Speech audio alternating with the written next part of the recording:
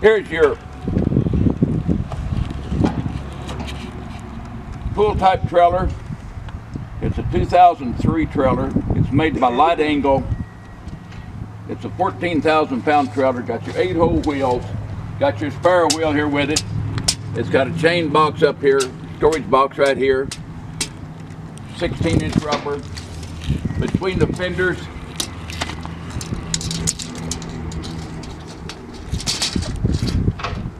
it's 7 foot. To the tie rails outside the fenders, it's 88 inches. It's 20.5 foot long with a 3-foot dovetail. It's got your ramps.